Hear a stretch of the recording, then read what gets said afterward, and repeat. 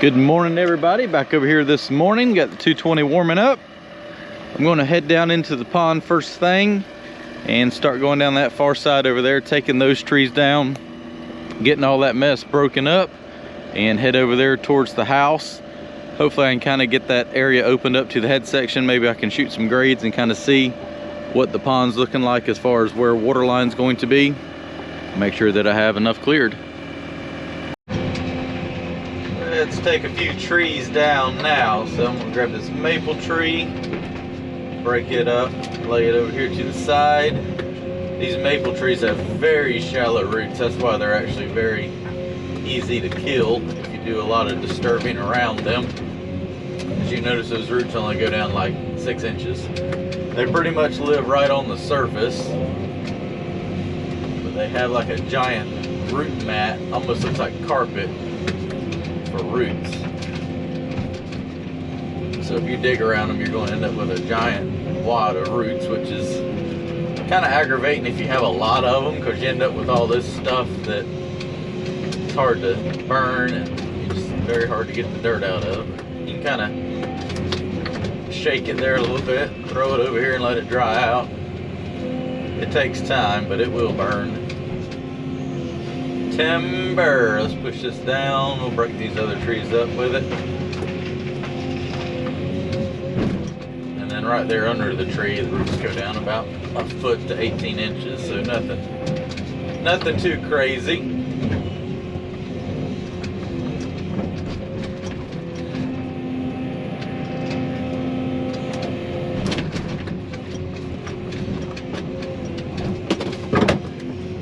What was that?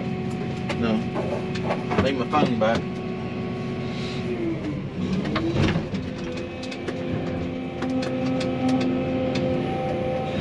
I can see that the ground is definitely wet. You can see the mud.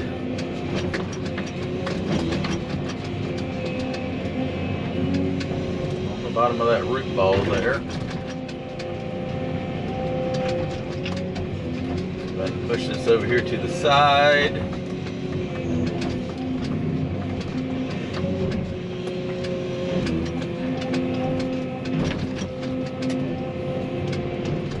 Try to break the top out of this tree, get that on the pile, then I'll be able to pick it up then.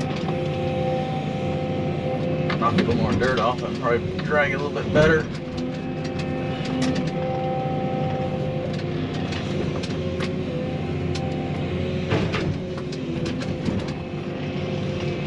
There we go.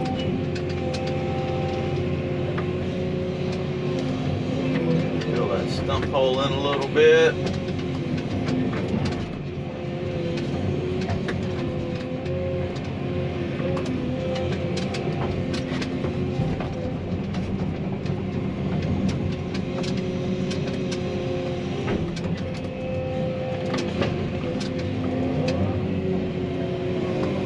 Take this little birch tree down before I hit it. Knock it over on top of me. Those birch trees, they really have a little root system on them too. Most of the time they grow in wetter areas, as you can see down here.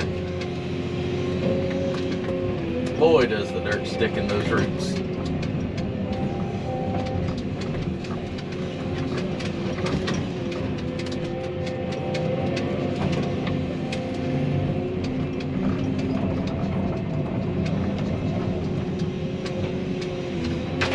The good thing about the maple trees are they do break up pretty easy.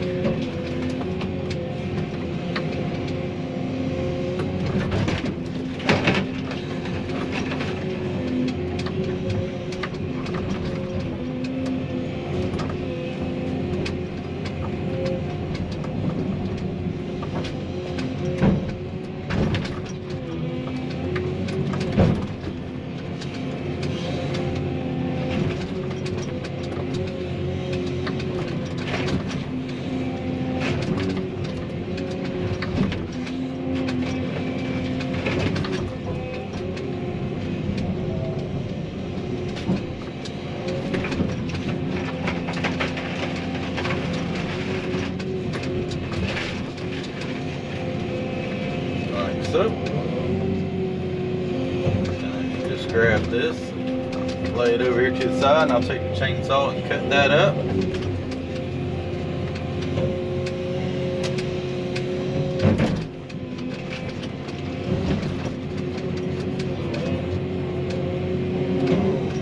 But those big maple trees, they do add up to a lot of stuff, just because they have so many branches on them.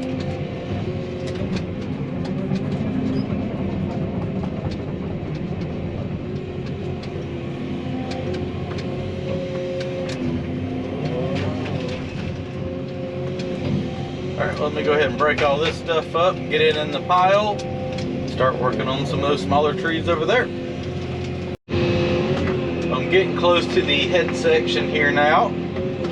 Grab these couple of maple trees and kind of work my way up there and see exactly what I've got. Once I get this cleared and that over there, unset the laser up and kind of see where the water line's going to be at, kind of determine if I need to clear anything else, because all I proposed was to just kind of clear, you know, water line it down maybe a little bit outside of it so it's not right there at the edge. But the elevation that plays the part is up here. There's a path that goes through here and we can't flood the road.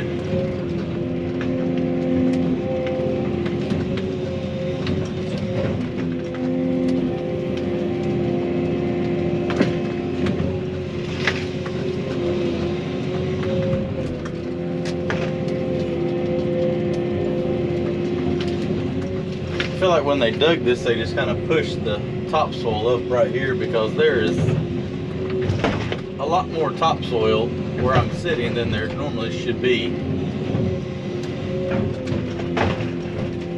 So I feel like it just kind of ended up all pushed over here, which is good, because if I need some to dress everything up at the end, I've got a little reserve of dirt here. It's just kind of wet.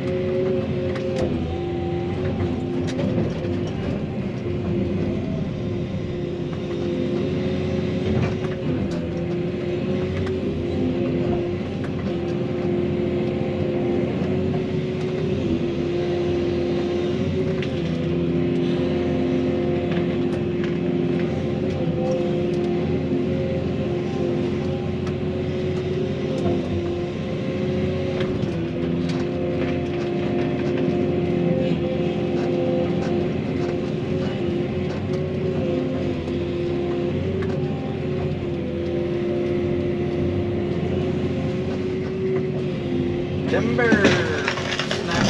Don't fall back on me. There we go. Got hung up in that other treetop.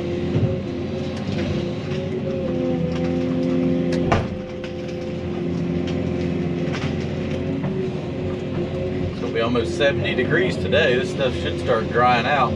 So I'm trying to get as much of this stuff down as I can. Because I'm gonna have to burn like when I can, because you see there's several houses around here. Of course, they're all related to the person I'm working for, so it's not that big of a... Everybody's kind of on the same page, but I prefer not to sit there and smoke them out for extended periods of time, so I have to wait for a day when got a calm wind and it should go straight up in the sky. Burn a little bit at the time, which is hard for me to do.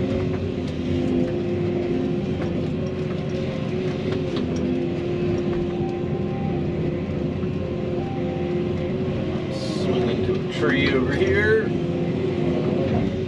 Alright, let me pile this up. I'm going to kind of go up there and get those few and start working my way back over there.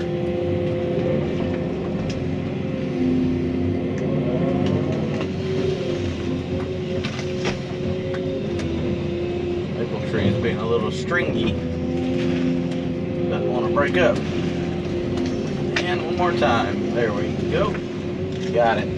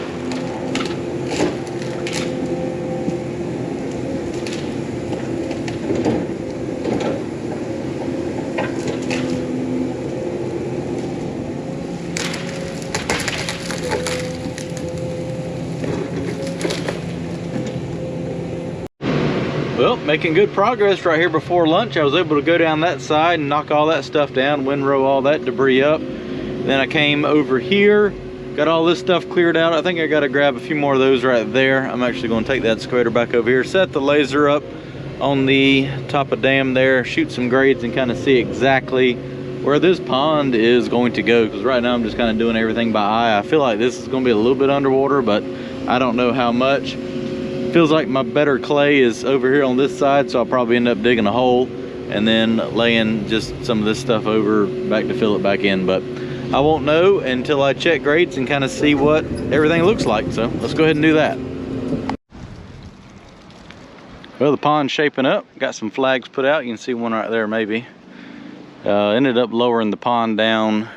I'll end up cutting about 2 feet off top of this dam because we put in a road up through there and we're not trying to flood the road and back water all the way up into the woods and create another little swampy area. So water's going to be down probably 18 inches lower, 2 foot than it was if it ever got that high.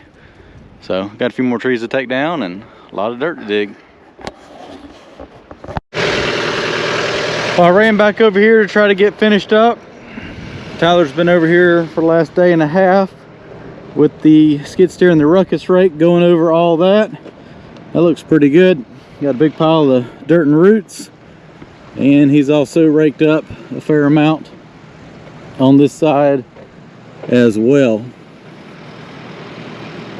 So I'm gonna jump on the dozer, push all that up into a pile. I'll load it into the truck and just take it out to the back of the farm and dump it out back there for now, and then see if we got time. That over there was pretty wet, but see if he can run over that and kind of make that look a little better. This was definitely the rockiest corner right here. Look at the amount of rocks he has raked out. I don't know what it was about this ridge right here, but there were so many rocks. Well, the horses ought to be happy that a lot of those are gone. I come over here with the dozer. I've been pushing up piles. I got another one over there loaded into the dump truck. I come over here and push this stuff up. Looks like he's making the second pass over that. This really gets all that debris out. Majority of it. Once the grass comes up, it'll cover a lot of that up, but at least all this will be cleaned up.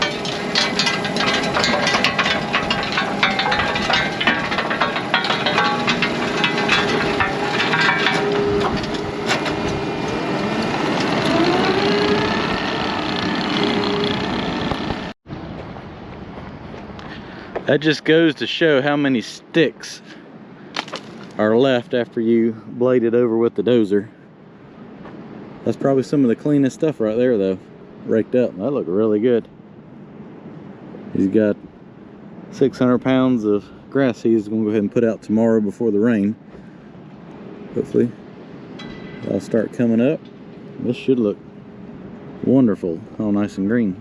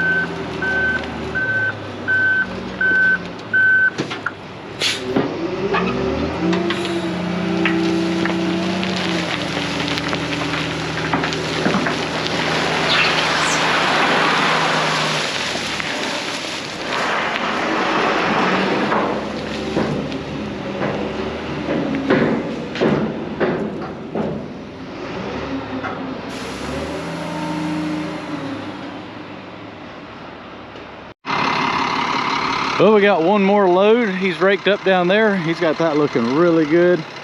The owner's gone and got 600 pounds of grass seed. He's got a tractor and a spreader, so he's going to go over this and get all this seeded down before we get a light shower tomorrow. That should be perfect for it. Back down there and load that out. Haul it back there to the back. Tyler's going to take the dozer back there and knock that stuff down real quick. I'll come back up here. We're going to drive the truck back to my house. It's got a pretty bad coolant leak on it, just in case it's raining tomorrow, and put it under the shelter. They can tear it apart and look at it while I work on some other stuff. 220's going to Jeff's house. Dozer is going to the other pond site, and then skid steer is going back to my house to work on the pad. Always something to do.